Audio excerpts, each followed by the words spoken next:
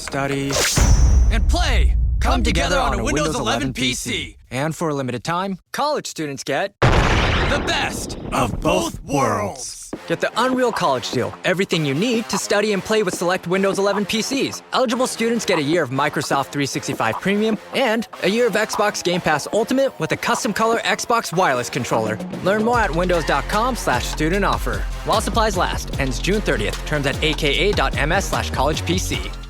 Where is Daredevil? I'm right here. Don't miss the return of Marvel Television's Daredevil Born Again. So what's next? I feel liberated. We're gonna take this city back. Over medicated. In an all-new season, now streaming only on Disney+. They're hunting us. It's time we started hunting them. I can work with that. This should be tons of fun. Marvel Television's Daredevil Born Again, now streaming only on Disney+. This episode is brought to you by San Pellegrino Ciao. A gift from Italy to your home. San Pellegrino Ciao is a flavored sparkling water made with real fruit juice, finished with a pinch of Sicilian salt for a perfectly balanced taste. So which flavor will you choose? Peach, lime, blood orange, cherry, or maybe the all-new limoncello? Crafted in Italy with 0 grams of added sugar. San Pellegrino Ciao. Buy it now.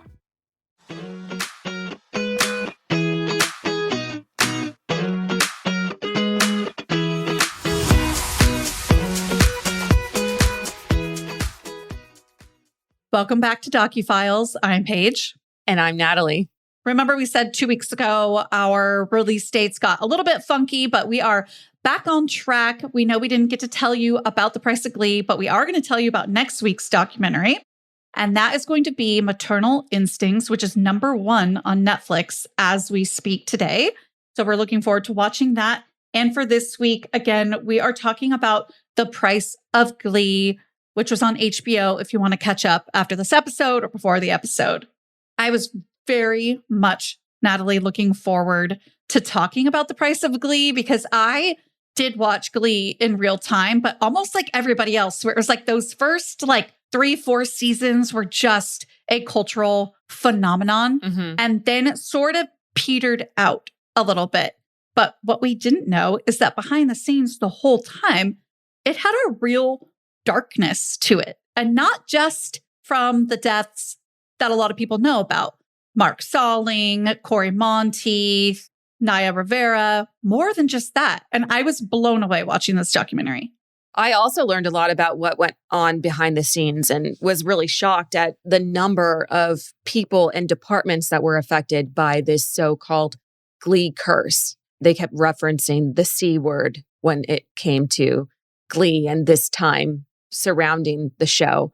And it is kind of ironic because Glee was supposed to be like this happy show about singing, dancing, underdogs finding their way to the top. And, behind all of that positivity and behind the show tunes, there was this production that became overshadowed by tragedy.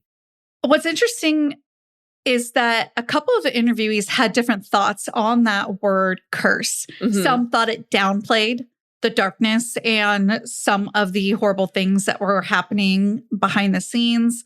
And another one was like, no, this fits it perfect. It was weird and just there were too many weird things like this happening, too many untimely deaths happening to write off this idea of what you think of when you think of a curse. They didn't literally think that the show had been hexed or anything, but it was just too much to ignore is the better way to put it.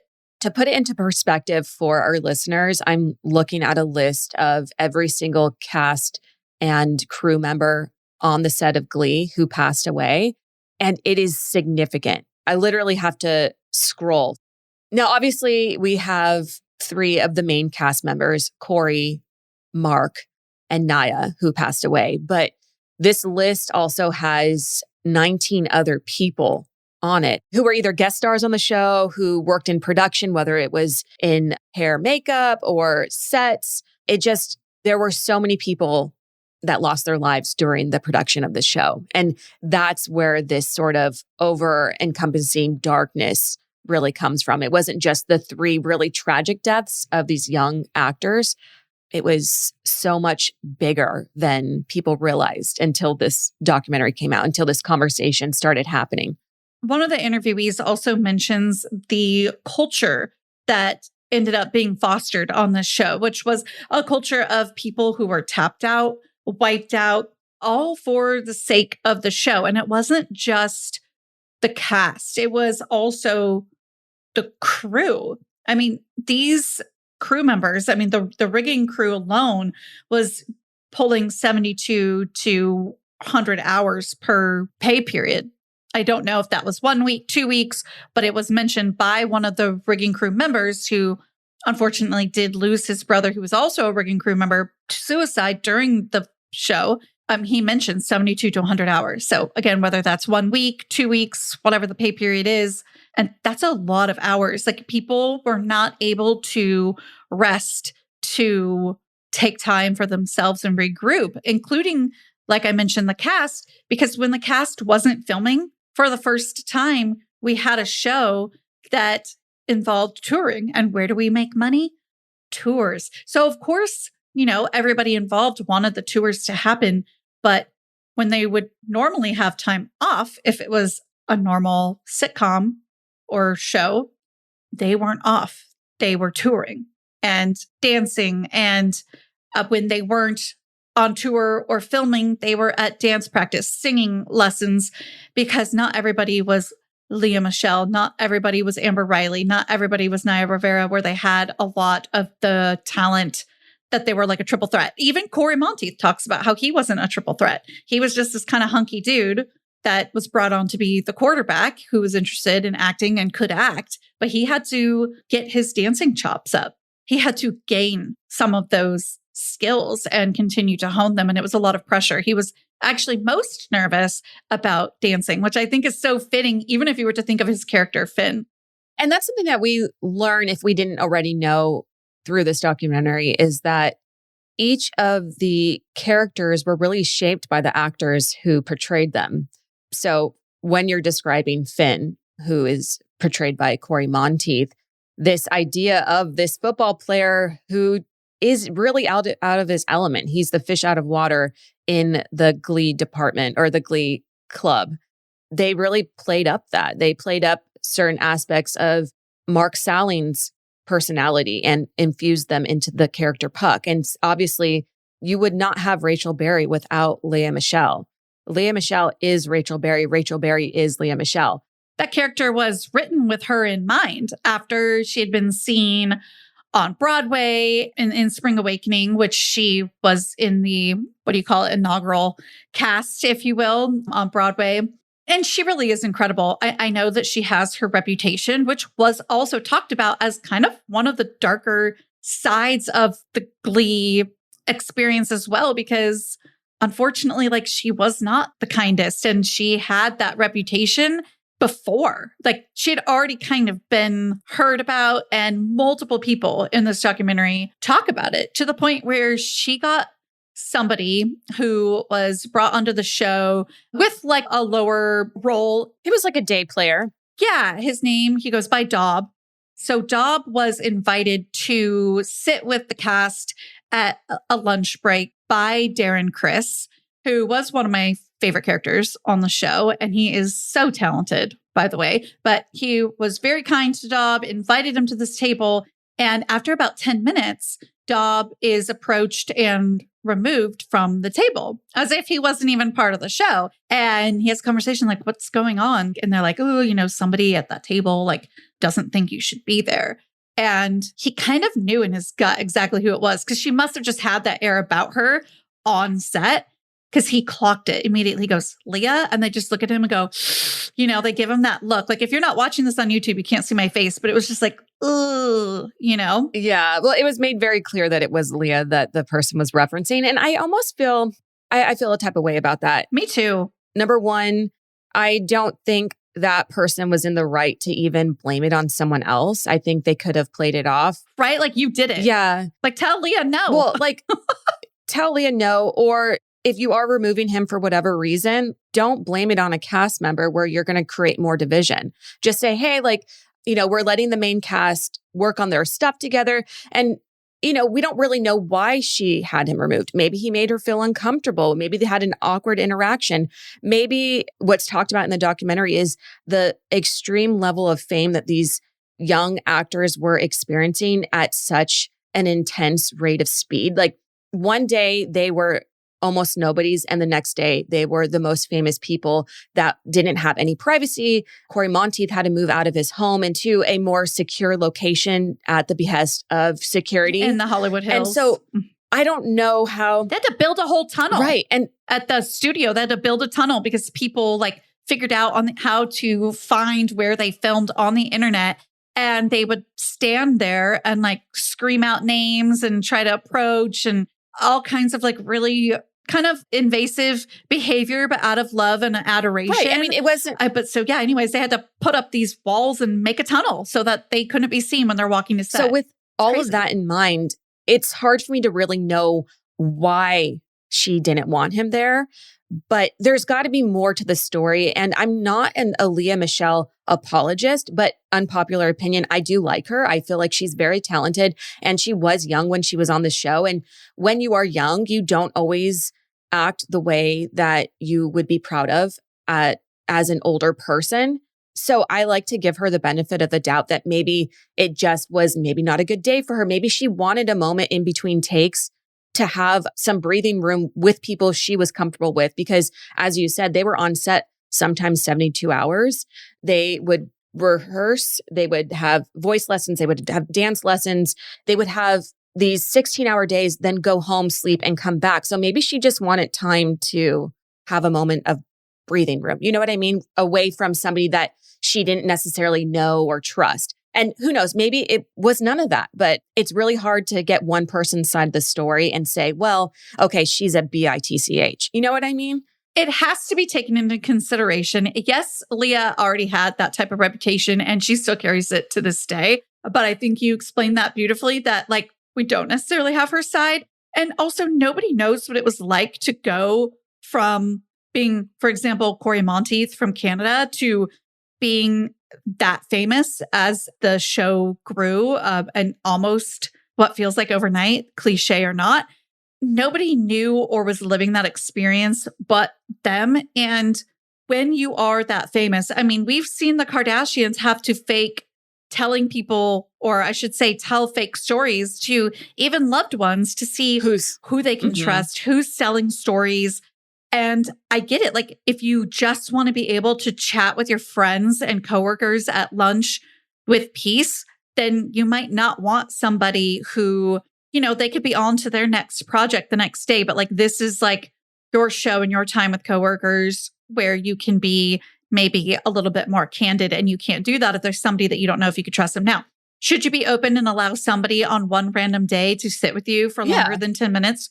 Sure. But it is also weird too, to have somebody else do that. Like, I don't know, like what was this person's role? That's where I got confused when Job was talking about it. Probably somebody on the crew that Leah went to so that a scene wouldn't be made. Can you imagine if the lead, well, I know it was like an ensemble cast, but she really was the lead. Yeah. Can you imagine if Leah straight up said, like, what are you doing here?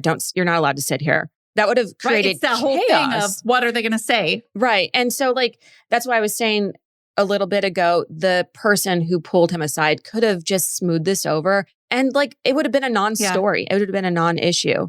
And that's, just, hey, we don't really have XYZ cast members sit with the main cast because whatever. Like, it just, or like, hey, like, you know, like, can I talk to you? And like, come up with something to talk to them about, having pulled them away from the table. Be kind. Don't make him feel like he's not worthy, because he's a human being. He was worthy of sitting there, of course, but absolutely, it could be more complex than Dob understood at the level. And he even mentions this status that he held versus what she held. And that's what he kind of got a little like stuck on and was sticking out to him about the whole situation of like, was I not allowed to sit there because I wasn't like a main cast? But this is also a show with competing stars. Like, yeah, Leah Michelle was a star, but I mean, they were all kind of competing stars. That's why Leah also even had problems with Naya Rivera. They respected each other, but they had their moments on set and it got awkward, very awkward. to the point of that too, you did bring up, and I know we want to talk about Naya and Corey and focus a little bit more on the darkness that the documentary covers, but something that the documentary didn't cover. And you sort of touched on it too when you said that the role of Rachel Berry was created specifically for Leah. Something that I've heard Jonathan Groff talk about in interviews, love him, love him, long beyond the end of Glee. For those who may be unfamiliar with the show or maybe not as into the Glee phenomenon, Jess. Or you forgot because it's been like over a decade since it's been on, which is wild, by the way. Jonathan Groff played Jesse St. James. And it turns out that Ryan Murphy actually spotted both Leah Michele and Jonathan Groff together when they performed in Spring Awakening. And when he saw them, he actually was drawn to Jonathan and had offered him to create a show around him. And Jonathan brought in Leah. And the show was supposed to be about Jonathan and Leah. And Jonathan couldn't do the show for whatever reason. And so the core idea about this show really started with the two of them. And I think that explains the allegiance or the loyalty that Ryan Murphy and the crew may have had towards Leah, because she was the source material, sort of. Yeah. I mean, after Corey's death, that's who Ryan Murphy went to and goes, what do you want to do? Do you want to go on hiatus? Do you want to end the show? Or do you want to come back now and in 2 weeks? Yeah, and start filming again. And she chose to start filming again. And she was the one he looked to, we will do whatever. I also want to mention how sweet the relationship is between Leah and Jonathan.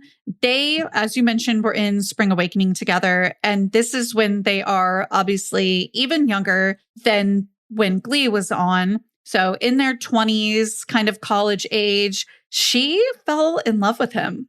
And he was a closeted gay man who is not closeted at all anymore. And we love Jonathan so much. And he talks about his story in another documentary that was like a Glee reunion or a Spring Awakening reunion type documentary that really talks about this. And he came out to her and she understood, but yes, she was in love with him. And you know who won't say a bad word about your girl, Leah? Jonathan. It's Jonathan Groff. He won't say a bad word. They're still best friends. They're still both working actors on Broadway. She was just at the Tonys recently. And people seem to work well with her in that setting. So it could be age. It could be, sometimes you just don't mesh well with coworkers. I mean, and that's what they were at the end of the day. And I'm talking about Leah and the rest of the cast, not Jonathan and her. So, there's a lot that could be at play. Something that the documentary did really was villainize Leah, which I thought was so bizarre because there are so many other things to talk about when we're talking about this darkness surrounding the show. And if you wanted to talk about and villainize Leah, you could talk about the toxic set. And they didn't really touch on that too much. They more so talked about the deaths. Look, if there is one thing about me, it's that I hate waiting. Hold music, triggering. If it was a person, they would definitely be blocked. Earnin, on the other hand, would not be blocked. Earnin is an app, not a bank, that allows you to get up to $150 a day, up to $1,000 between paychecks. Tips are optional, and standard transfers take just 1 to 2 business days with no mandatory fees. Expedited transfers start at $3.99 and cap at $5.99. 5 million people are already using Earnin. Time just feels different when you're not waiting around to make moves. Getting paid twice doesn't make money scarce. It just feels that way. And with Earnin, it doesn't have to be like that. If you think about it, it is kind of odd that we have to wait to get the money that we've already earned, even though we live in a world where everything is instant access now. I don't know. Now that I've thought about it, I cannot unthink it. Download Earnin on the App Store or Google Play. It's spelled like earning money without the G. Type in The Murder Diaries under podcast when you sign up. It will really help our show. Earnin is a financial technology company, not a bank. Access limits are based on your earnings and risk factors. Standard cash outs take 1 to 2 business days with no mandatory fees. Expedited transfers available for a fee. Tips are voluntary and don't affect the service. Available in select states. Terms and restrictions apply. Visit earnin.com for full details. This episode is brought to you by Fox One. Watch all 104 matches of the FIFA World Cup live in 4K for just $19.99 a month with 3 days free. Build your own multi-view, choose up to 3 streams, and follow player spotlights. Stay on top of every moment with live stats, highlights, and instant replays. The FIFA World Cup, streaming live on Fox One. Offers are subject to change. See fox.com for complete terms and conditions. This episode is brought to you by Perfect Bistro Cat Food. Cats, this ad is for you. Has your human ever called you picky, persnickety, choosy? If so, Perfect Bistro Cat Food is for you. With ingredients like wild-caught tuna and pasture-raised lamb, tantalizing textures, and delectable flavors that meet even the most discerning cat standards. You're not picky, you're just perfectionists. Perfect Bistro, mealtime perfection for every cat. Have your human visit perfectbistro.com. Hey, Fidelity. Can I get a second opinion on stocks in the Fidelity app? With Fidelity, it's easy to get an outside opinion from independent experts in a single score. And then? When you're ready, trade U.S. stocks and ETFs with no commissions. That's right. I am always right. Investing involves risk, including risk of loss. $0 commission does not apply to customers designated by Fidelity as a professional equity trader. A limited number of ETFs are subject to a service fee of $100. See details at fidelity.com/commissions. Fidelity Brokerage Services, LLC, member NYSE SIPC. Need a laptop that's built to perform and designed to last all day? Select Windows 11 PCs starting at $499.99 are now at Best Buy. Learn more at bestbuy.com. Best Buy. Imagine that. Yeah, they talked a lot more about the pressure from the set and how, there's these untimely heart attacks, more than one, of people, for example... Like 41 or something. 41, Jim Fuller, which is extremely young for a heart attack. And suicides. Nancy Moats, who was involved in the production. She's Julia Roberts' half-sister. She completed suicide. A prop guy also had a heart attack. These are... just unprecedented. These are people who were under extreme stress. It was unprecedented how many people were passing untimely manner. And none of them had happened until Corey had passed away. And then that sort of was like the domino that fell, and more people kept following suit. And I want to talk about that decision that you mentioned, Ryan Murphy going to Leah Michelle, asking her what she would like to do, and the choice she made, the choice to keep working. And she's explained this decision in interviews in the years since that it happened. And the way she explains it is she didn't want to be responsible for hundreds of people losing their job. Exactly. If she had the choice to say, no, the show must go on, and, people need to put food on their tables, like, this is what we're going to do. But the documentary really takes it a different way, which was so weird to me. Like, they blame her for making the decision she made because it was too soon. And, 2 weeks is pretty soon, but your bills aren't going to wait. They still have to get paid. And I just thought it was so odd. Right. For example, the rigging crew isn't making $80,000 an episode the way that she was. Right. And so I think that there was that consideration there. And I fully agree. The documentary, again, I do believe in that reputation that Leah has. I think too many people have talked about it. Too many people have confirmed it, experienced it. But this could be all for different reasons. But that doesn't mean that she also didn't consider all of these people, their livelihoods, jobs beyond just cast. And it also doesn't mean that she didn't speak with the cast to say, hey, Naya, what do you want to do? Britt, what do you want to do? Amber, like, what do you guys think? They may have all said, let's go back for Corey. I don't know that Corey would have wanted them to stop production the way that was on the table as one of the 3 options. Personally, I think I would have done like the small hiatus until January, because that would have been about 5 months. But again, like you mentioned, that's 5 cell phone bills. That's 5 utility bills. Like, we don't know what would have happened for that rigging crew had they done that, or any of the other crew members. So yeah, she probably was hopefully considering other people. It's enough time for people to get on another job, another show. So who knows if the cast would have even been available, even if they had wanted to. There's a lot of things that were at play that had to be considered when she made that choice. And I think it was a really mature choice for her. You mentioned it was about 2 weeks, which is what I picked up on from the documentary as well. And it made me think all this like villainization of Leah about this decision to come back, which we've been talking about right now. It's really making me think how when I have bereavement for a family member passing, I'm pretty sure my 9-to-5 contract has 3 days of paid bereavement. So 2 weeks off. I'm not saying it's enough to fully heal, but I'm just saying that is a sizable amount of time that a lot of other people don't get when parents or family members pass.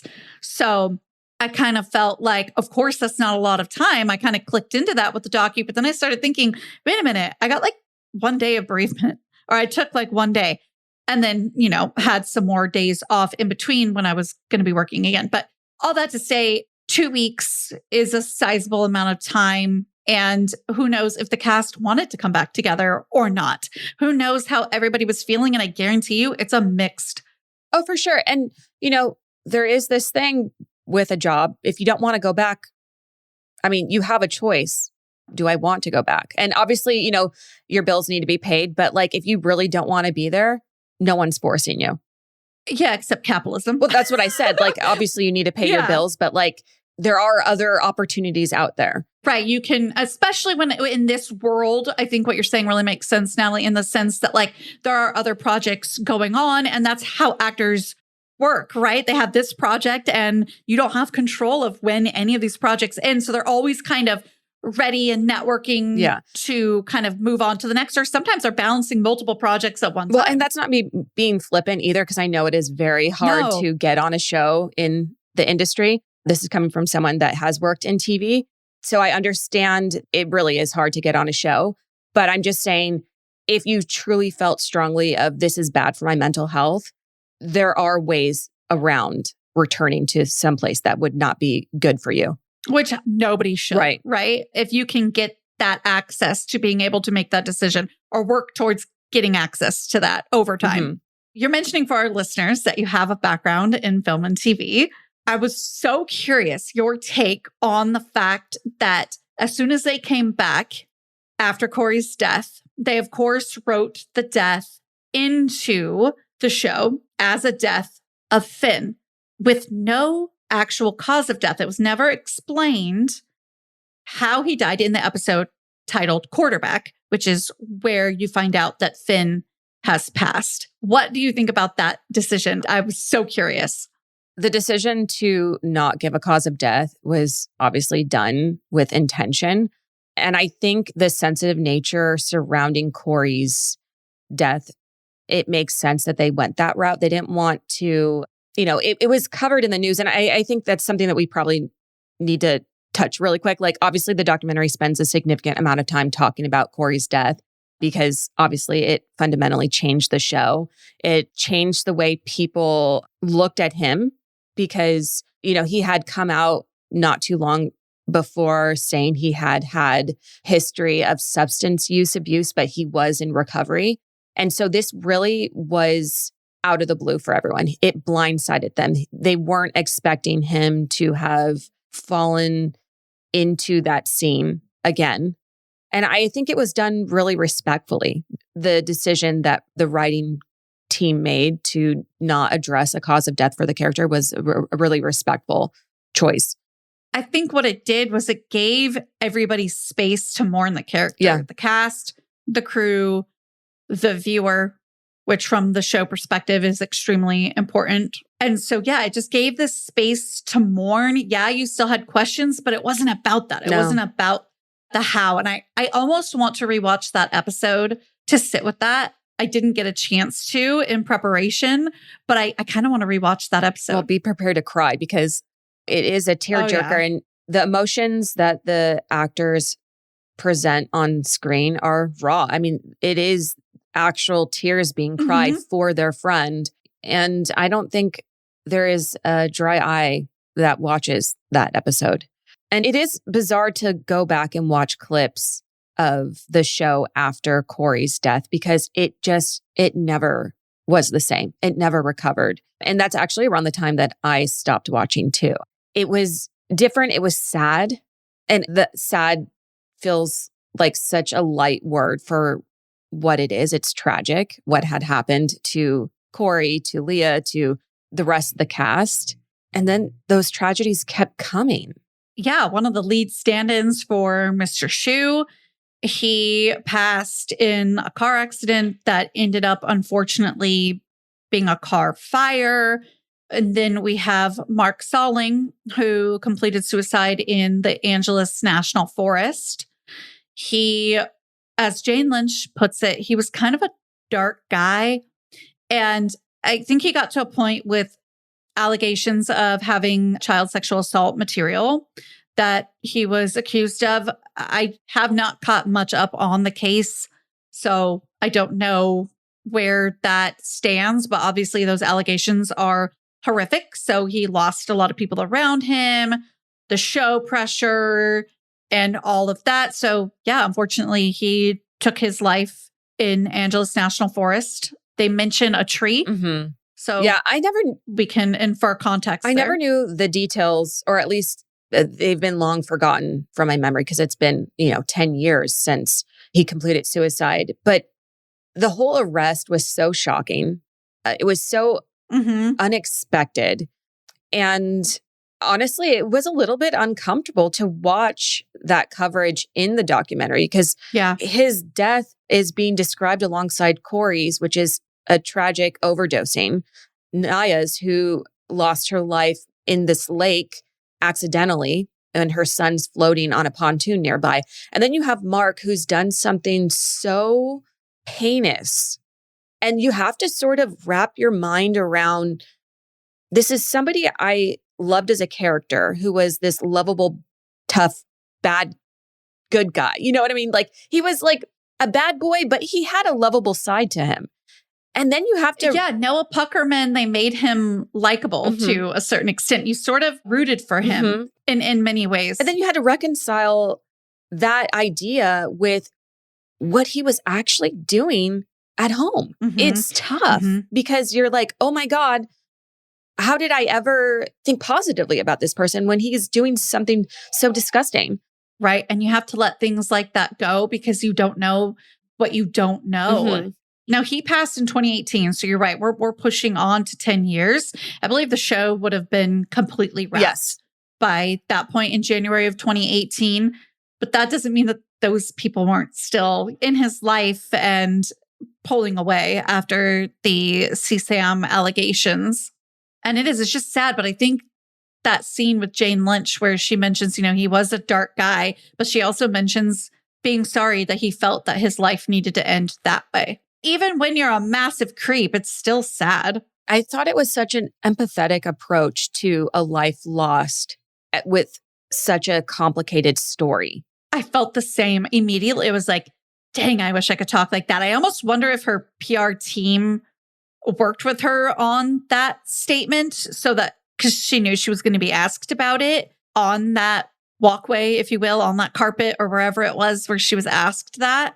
I do wonder, because if she had that on her own, I mean, what an awesome person she must be. I mean, it's already awesome to, with PR, come up with such a beautiful statement. But it was comprehensive. It fully encompassed empathy, but also reality. Yeah. And I do want to clarify for our listeners that he did plead guilty to CSAM. So he was facing prison time, and that's when he ended his life. Yeah, he pled guilty to being in possession of a lot of photos 25,000 and videos, by the way, over 25,000, which is a massive, grotesque amount. So, and he was turned in by his girlfriend at the time. She tipped off the police. You know what? Good on her. That could not have been easy. No. And thank God for people like her, because that is unacceptable. Unacceptable. Listen, we love our dudes, but leave it to a woman, right?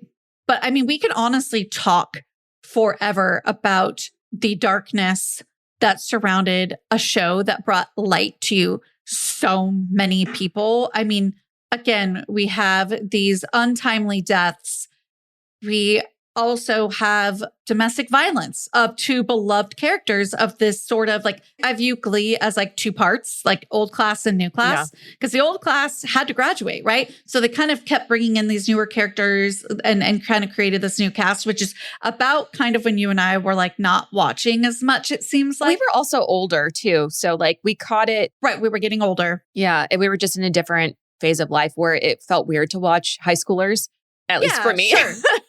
Yeah, no, exactly. Like we were just preoccupied with different things and getting married, you know, as the show was ending and wrapping and all of that. But two of the very beloved characters of this more new class found love with each other on this set and got married. And then in 2019, after they had already been divorced for, I believe, about would have been going on 2 years or so, she comes out. Her name's Melissa. She came out and discussed that she had experienced domestic violence. And I mean, and it was another kind of rock to the fandom because I mean, people haven't stopped watching Glee. I mean, it's almost up there with like Gilmore Girls where like people throw it on. They do their yearly watch. There's a girl on TikTok. I have chills because I like love and don't understand how she does this content so well. She will take what would be like an episode of Glee, right? Like, oh, if the theme of Glee were like Britney Spears, right? And she would say Santana would sing this with so-and-so. And then she sings it because like she could also sing just like them. And so she's just incredibly talented. Have you seen any of those? And it's just kind of raw, if you will, in terms of like what you're looking at. There's no fancy background or anything, but the audio is obviously where she spends most of her time because she's like singing. I haven't seen those videos, but Glee does. I'm going to send you one. Yeah, you'll have to. Glee does pop up on my For You page. I do watch them. I fell down the rabbit hole of everyone hating Matthew Morrison, aka Mr. Shoe, which is really hysterical to me. I always see comments about how people find him to be to give the ick, how cringy. They also say that they now understand Sue Sylvester, who is Jane Lynch's character. They're like, now we know why she was so fed up with him all the time. And it's just so funny. Gosh. Like in a lighthearted way, I have heard that like he thinks it's funny. So all in good jest. Because it's a character. I mean, obviously it's a piece of him because he is that character, but at the same time, it's a character. And I feel like there's a time and a place for something that's corny or lighthearted and you're expecting it, like a Mary-Kate and Ashley movie or a Hallmark movie or these shows that are intentionally like written to feel like that. And I think there's a little bit of that in Mr. Shoe.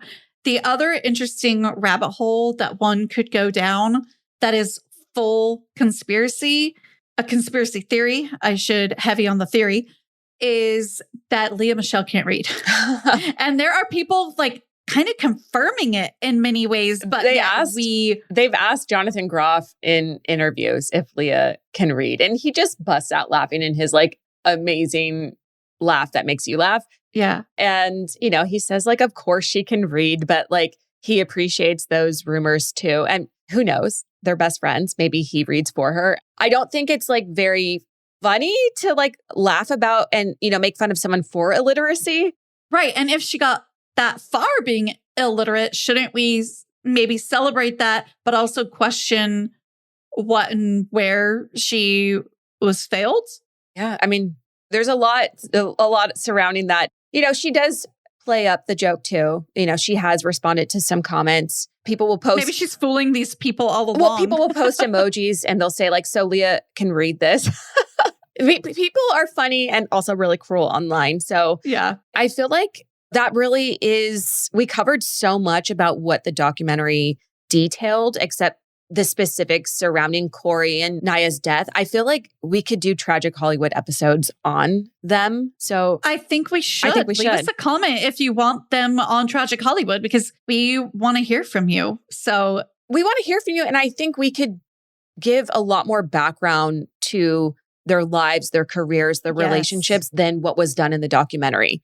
So, right, because this was A, about a documentary, but B, had a lot of different parts. Mm-hmm. So it would be cool to celebrate Naya's life and Corey's life. I think that'd be great. Yeah.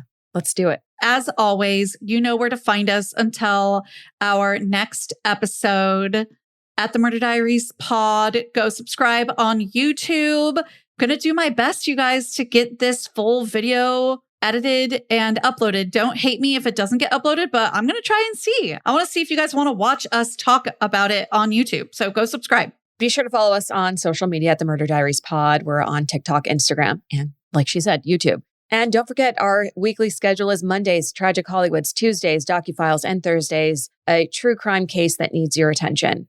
Thanks for being here. We'll see you then. Bye. Look, if there is one thing about me, it's that I hate waiting. Hold music, triggering. If it was a person, they would definitely be blocked. Earnin, on the other hand, would not be blocked.